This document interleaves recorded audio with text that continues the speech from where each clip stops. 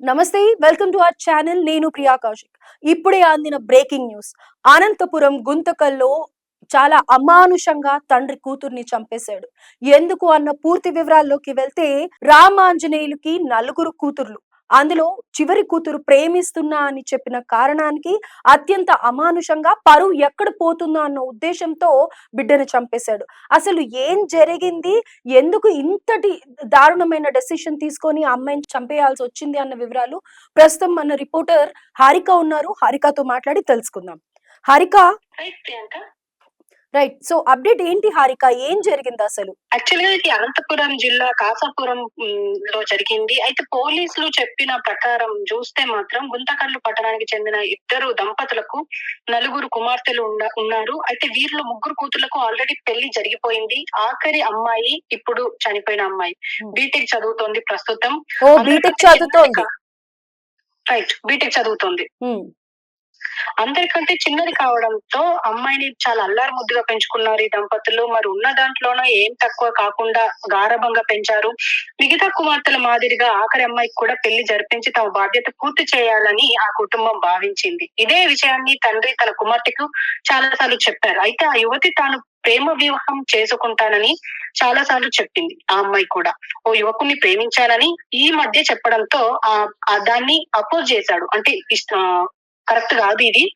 పైగా ఆ యువకుడు వేరే కులం వాడు కాబట్టి ఖచ్చితంగా నేను అంగీకరించను అని చెప్పేసి అనడం, ప్రేమ పెళ్లికి నిరాకరించడం, తాను చెప్పిన వ్యక్తిని పెళ్లి చేసుకోవాలి అని చెప్పి నచ్చజెప్పే ప్రయత్నం అయితే చేశారు ఈ తండ్రి ఎవరైతే ఉన్నారో.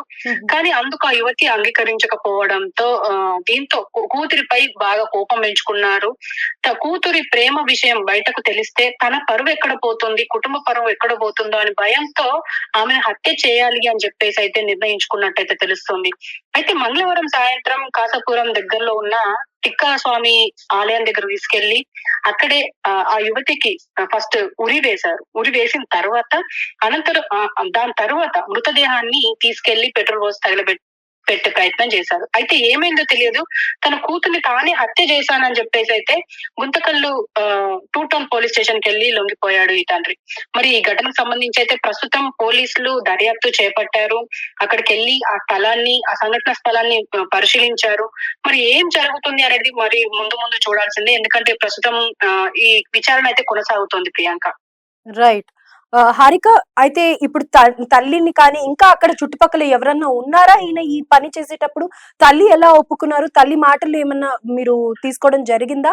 ఎవరినన్నా సంప్రదించారా? ఎవరితోన్నా ఏంటి అనేది పరిస్థితి కనుక్కున్నారా చుట్టుపక్కల వాళ్ళని? ప్రస్తుతం అయితే అంటే చుట్టుపక్కల వాళ్ళు ఏం మాట్లాడట్లేదు. ఎందుకంటే అమ్మాయి ఎన్ని రోజులు వాళ్ళ ముందే కలిసి తిరిగి అంటే అల్లరి చేస్తూ తిరిగిన అమ్మాయి సడన్ గా లేదు అంటే అందరూ భయభ్రాంతులకు లోనవుతున్నారు. బాధలో ఉన్నారు. ఈవెన్ వాళ్ళ మదర్ కూడా మాట్లాడే పరిస్థితుల్లో లేదు. అంటే ఫస్ట్ ఆమె యాక్సెప్ట్ చేసింది. అంటే ఎలాగైతే ఏంది, అమ్మాయి సంతోషంగా ఉంటది కదా అన్నట్టుగా ఆలోచించింది. కానీ తండ్రికి మాత్రమే ఇది నచ్చలేదు. వేరే కులం కావడమే ఇది ప్రధాన కారణం అని చెప్పేసి అయితే అక్కడ వాస్తవ్యులు అంటున్నారు. మరి చూడాలి మరి నెక్స్ట్. అంటే ఇప్పుడు మనం ఈ విషయాన్ని ఆలోచిస్తే మాత్రం ఖచ్చితంగా ప్రియాంక, అంటే మనం ఇప్పటికీ మనం 21 సంచలనంలో ఉన్నాం. అయినప్పటికీ ఇంకా కులాలు మతాలు అని చెప్పేసి కొట్టుకుంటూ ఇప్పుడు పరువు హత్యలు ఎక్కువైపోయాయి అని అయితే చెప్పుకోవచ్చు.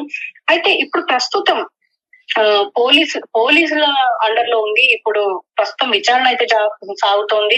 ఇంకా తల్లి కూడా బయటికి వచ్చి మాట్లాడే పరిస్థితుల్లో ప్రస్తుతం లేదు. రైట్. సో తల్లి మాత్రం ఫస్ట్ యాక్సెప్ట్ చేసింది. తండ్రికి కులాంతర వివాహం అవుతుంది అని చెప్పి నలుగురిలో పరువు పోతుంది అన్న ఉద్దేశంతో వద్దు అనుకొని ఆ అమ్మాయిని చంపడం జరిగింది. అంతేనా?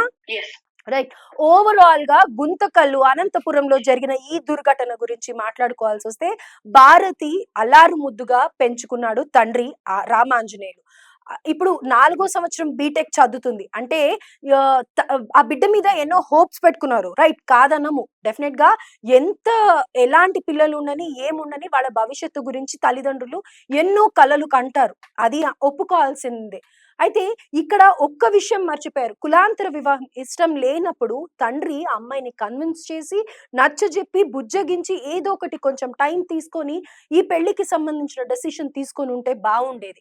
ఇప్పుడు పరువు కోసం ఆలోచించారు. మరి అంత దారుణంగా అంత ప్రేమించి అంత కన్న బిడ్డని ఉరివేసేసి కాల్చారు అనంటే గనక ఆ తండ్రి ఖచ్చితంగా ఎంతో బాధపడ్డారు. ఆ అమ్మాయి చేసిన పనికి జీర్ణించుకోలేకపోయారు. కానీ ఇప్పుడు జరిగిన పరిస్థితేంటి? కాల్చేశారు. నలుగురికి తెలిసింది. ఇప్పుడు మిగతా జీవితమంతా కూడా పోలీస్ స్టేషన్‌లోనే గడపాల్సొస్తోంది. అయితే ఈ మధ్య కాలంలో ఈ పరువు హత్యలు డెఫినెట్‌గా చాలా ఎక్కువైపోయాయని చెప్పుకోవచ్చు. అంటే ఇక్కడ తండ్రినే అంటున్నామా అంటే తండ్రిని కూడా అనట్లేదు. కానీ ప్రెజెంట్ సిట్యుయేషన్ ఏదైతే సినారియో జరుగుతూ ఉందో, కులం తక్కువ అని చెప్పి, లేకపోతే గనక పరువు పోతుందని చెప్పి, పెళ్లి చేసుకున్న తర్వాతనో, పెళ్లి కాకముందు ఇలాంటి అటాక్స్ చేయడం వల్ల, చంపడం వల్ల, చావడం వల్ల అక్కడ సమస్య పరిష్కారం కాదు. డెఫినెట్‌గా ఇలాంటివి ఇప్పుడే జరుగుతున్నాయంటే కాదు. గతంలో కూడా మన చిన్నప్పుడు కూడా, మన తల్లిదండ్రుల టైంలో కూడా ఇలాంటి ప్రేమ పెళ్ళిళ్ళు, ప్రేమ వివాహాలు, కులాంతర వివాహాలు ఎన్నో జరిగేవి. కానీ అప్పటితో పోల్చుకుంటే ఇప్పుడు ఎక్కువవుతున్నాయి. ఇప్పుడు ఆ పిల్లలు కూడా ఒక్కసారి ఆలోచించాలి. మన పరిస్థితి ఏంటి? మనం చదువుకుంటున్నాం. నెక్స్ట్ మన భవిష్యత్తు ఏంటి? ఇంట్లో వాళ్ళేంటి? సొసైటీ ఏంటి? అన్నీ మనం స్టేబుల్‌గా ఉన్నామా? తల్లిదండ్రులకి చెప్పొచ్చా? ప్రేమలో అడుగు పెట్టే ముందు మనమేంటి? మన ఇంట్లో వాళ్ళు ఒప్పుకుంటారా? మన స్థితిగతులేంటి? అంటే ఇక్కడ ఫైనాన్షియల్ మ్యాటర్స్ అని కాదు. డెఫినెట్‌గా ఫైనాన్షియల్ కూడా మ్యాటరే అవుతుంది. కాదు అని చెప్పము. కాకపోతే మీరు అన్ని విధాలా స్థిరపడ్డాము అనుకున్న తర్వాత అప్పుడు పెళ్ళిళ్ళ గురించి ఆలోచిస్తే తల్లిదండ్రులు కూడా కన్విన్స్ అయ్యే ఛాన్సెస్ ఉంటాయి. ఇక్కడ ఈ మధ్య కాలంలో చూసుకుంటే అటు తల్లిదండ్రులది కానీ, పిల్లలది కానీ ఒక్క క్షణం ఆలోచించకుండా ఆవేశాలకి గురైపోయి ఇలాంటి హత్యల వరకు దారితీస్తున్నారు. అయితే ప్రతి ఒక్కళ్ళు కూడా ఇక్కడ ఆలోచించాల్సింది ఏంటి అనంటే గనక క్షణికావేశం జీవిత కాలాన్ని మొత్తం పాడు చేస్తుంది. ఇక్కడ అంత అల్లారు ముద్దుగా కని పెంచిన బిడ్డని బీటెక్ వరకు చదివించాడు ఆ తండ్రి అంటేనే మనం అర్థం చేసుకోవచ్చు. పైగా గుంతకల్లు ఊర్లోని ఇంకొక ఊరు పల్లెటూరు చెప్పింది హారిక. అలాంటి పల్లెటూరులో నుంచి ఆ పిల్లల్ని పంపియాలి అంటే మన చుట్టుపక్కలే ఎంతో మందిని చూస్తూ ఉంటాం. చదువుకోకుండా ఇమ్మీడియేట్‌గా పెళ్ళిళ్ళు చేసేవాళ్ళు. అందులో నలుగురు ఆడపిల్లలు అయినప్పటికీ కూడా నాలుగో బిడ్డని చదివించాలి అని అనుకున్నాడు అంటే ఆ తండ్రి నిజంగా గ్రేట్ అనే చెప్పుకోవాలి. ఈ రోజుల్లో ఒక్క పెళ్లి చేయడమే గగనమైపోతోంది. అలాంటిది ముగ్గురు కుమార్తెలు పెళ్లి చేసి నాలుగో కుమార్తెకి చదివించి ఆ తర్వాత పెళ్లి చేయాలి అని ఆ తండ్రి ఆశపడ్డాడు. ఆ ఆశ నెరవేరలేదు.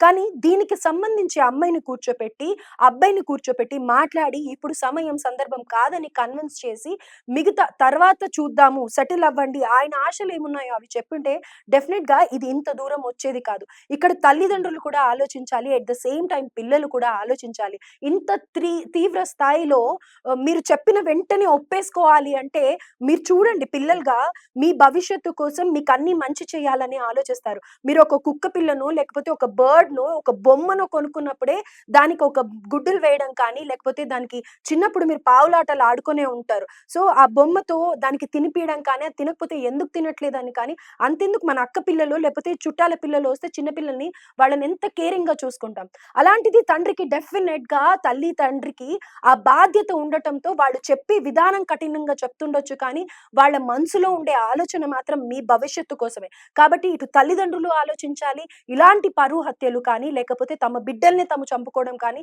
తామే చావడం కానీ డెఫినిట్‌గా న్యాయం కాదు. ఇప్పుడు నెక్స్ట్ ఏం జరిగింది? ఏం జరుగుతుంది అనేది కూడా ప్రశ్నార్థకమే. ఆ తండ్రికి ఏం మిగిలింది? పరువు మిగిలిందా?